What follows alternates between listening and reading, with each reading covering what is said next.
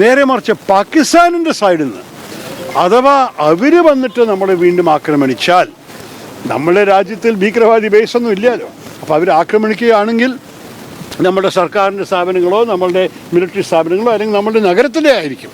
അങ്ങനെ വല്ലതും ചെയ്താൽ നമ്മൾ ഡെഫിനറ്റ്ലി ശക്തമായ ഒരു മറുപടി കൊടുക്കും, നിൽക്കൊരു സംശയമില്ല. അതിന് നമ്മുടെ ആൾക്കാർ തയ്യാറായി നിൽക്കുകയും ചെയ്യുന്നുണ്ട്. പക്ഷെ നമ്മൾ ഇനിഷ്യേറ്റ് ചെയ്യില്ല, നമ്മൾ തുടങ്ങില്ല. പക്ഷേ എനിക്ക് ഒരു കാര്യം ഇഷ്ടപ്പെട്ടു, ഇത് സംഭവിക്കണ മുമ്പും സംഭവിച്ചു കഴിഞ്ഞിട്ടും അവർ എല്ലാവരെയും കണ്ട് സംസാരിക്കാൻ തയ്യാറായത്. ഇത് ഒരു നല്ല സന്ദേശമാണ്. ഭാരതം ഒറ്റക്കെട്ടാൻ നിൽക്കുന്നു. ഇത് നമ്മളുടെ രാജ്യത്തിൻ്റെ ഒരു വിഷയമാണ്. ഇതൊരു രാഷ്ട്രീയ പാർട്ടിയുടെ വിഷയമല്ല, സർക്കാർ ഒറ്റയ്ക്കല്ല. ഇതിൽ നമ്മളെല്ലാവരും ഒരുമിച്ച് നിൽക്കുന്നു. നമ്മളുടെ ജവാന്മാരോടൊപ്പം, നമ്മളുടെ എയർഫോഴ്സും ആർമിയും നേവിയുടെ ഒപ്പം നമ്മളെല്ലാവരും ഒറ്റക്കെട്ടായി നിൽക്കുന്നുണ്ട്. പ്രധാനമന്ത്രിക്ക് അതിൻ്റെ ഒരു ചുമതലയുണ്ടല്ലോ, രാജ്യത്തിനോട് വിശദീകരിക്കേണ്ടത്. അതെ, എൻ്റെ അഭിപ്രായത്തിൽ ഒരു പക്ഷേ അദ്ദേഹം പങ്കെടുക്കുകയാണെങ്കിൽ നല്ല തന്നെ ആയിരിക്കും. പക്ഷേ അദ്ദേഹത്തിന് എന്തൊക്കെയാണ് ഉത്തരവാദിത്തങ്ങൾ, ഇപ്പോൾ എന്തൊക്കെയാണ് അദ്ദേഹം ചെയ്യണമെന്ന് എനിക്കറിയോ. ഞാൻ ഇവിടെ നിന്നിട്ട് എനിക്ക് ഉപദേശിക്കാൻ ബുദ്ധിമുട്ടാണ്. എന്തായാലും ഞാൻ പറയട്ടെ, ഈ കാര്യത്തിൽ നമ്മളുടെ ഐക്യത്തിനെ കുറിച്ച് ബാധിക്കാതെ ഈ കാര്യം മുന്നോട്ട് പോകണം. എന്തെങ്കിലും സുപ്രധാന തീരുമാനങ്ങൾ ഉണ്ടാകുമോ? ഈ രണ്ടാമതൊരു അറ്റാക്ക് ഉണ്ടാകുന്ന രീതിയിലുള്ള റൂമറൊക്കെ പരത്തുന്നത് നമ്മളുടെ സൈഡിൽ നിന്ന് ഞാൻ മനസ്സിലാക്കിയിരിക്കുന്നത്, നമുക്ക് ഒരു ഉദ്ദേശമില്ല ഒരു എസ്കലേഷൻ ചെയ്യാൻ. നമ്മളുടെ സന്ദേശം തന്നെ അതന്നെ ആയിരുന്നല്ലോ ഇന്നലെ.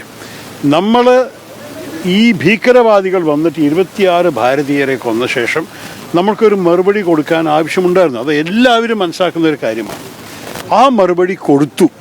അതും കൂടി നമ്മൾ കെയർഫുള്ളി ചൂസ് ചെയ്ത് രാത്രി നേരത്തിൽ സിവിലിയൻസ് ഒന്നും കൂടുതലില്ലാത്തൊരു സമയത്ത് ഈ ഭീകരവാദികളുടെ ലോഞ്ച് പാഡ്സും അവർ ബേസിൽ മാത്രം അടിച്ചിട്ട് നമ്മൾ നല്ല രീതിയിലാണ് ഒരു കാലിബ്രേറ്റഡ് റെസ്പോൺസ് കൊടുത്തത്.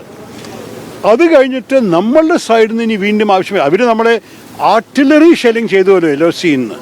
നമ്മളുടെ എനിക്കൊരു ദുഃഖമുള്ളത്, പൂഞ്ച് എന്ന് പറഞ്ഞ നമ്മളുടെ കശ്മീരിൻ്റെ ഡിസ്ട്രിക്റ്റിൽ 15 പേര് അന്തരിച്ചു പോയി, 59 പേര് ഇഞ്ചേർഡായിട്ട് ആസ്പത്രിയിലെത്തി.